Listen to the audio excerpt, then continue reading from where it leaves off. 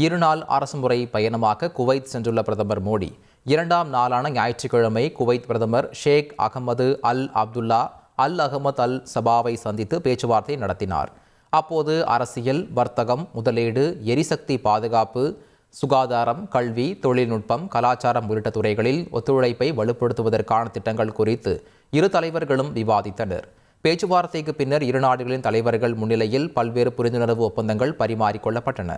இதைத் தொடர்ந்து குவைத் பிரதமரை இந்தியாவுக்கு வருமாறு பிரதமர் மோடி அழைப்பு விடுத்தார்.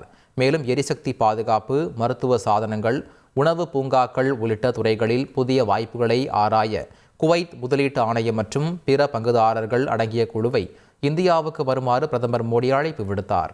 ஓய்வு என்ற கேரம் பந்தை வீசி அனைவரையும் போல்டு செய்துவிட்டதாக சமீபத்தில் ஓய்வு அறிவித்த ரவிச்சந்திரன் அஸ்வினுக்கு பிரதமர் மோடி கடிதம் எழுதியுள்ளார். சுமார் 2 பக்கங்களுக்கு எழுதியுள்ள கடிதத்தில் ஆஃப் ஸ்பின் பந்துவீச்சை பல்வேறு விதமாக கையாண்டு பேட்டர்களை திணறடித்ததாகவும் தங்களது 99 ஜெர்சியை அனைவரும் மிஸ் செய்வார்கள் எனவும் பிரதமர் மோடி குறிப்பிட்டுள்ளார்.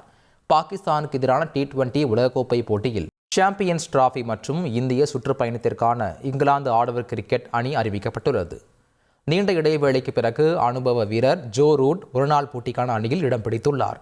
பென் ஸ்டோக்ஸ் அணியில் இடம்பெறாத நிலையில் சமீப நாட்களாக அதிரடி ஆட்டத்தை வெளிப்படுத்தி வரும் இளம் வீரர் ஜாக்கப் பெத்தலுக்கு வாய்ப்பு வழங்கப்பட்டுள்ளது. இவர்களை தவிர Archer, Harry Brook, Ben Duckett, Jamie Overton, Livingstone, Adil Rashid, Phil Salt, Mark உள்ளிட்டோர் அணியில் இடம் பிடித்துள்ளனர். செய்திகளை உடனுக்குடன் தெரிந்து கொள்ள உடனே சப்ஸ்கிரைப் பண்ணுங்க.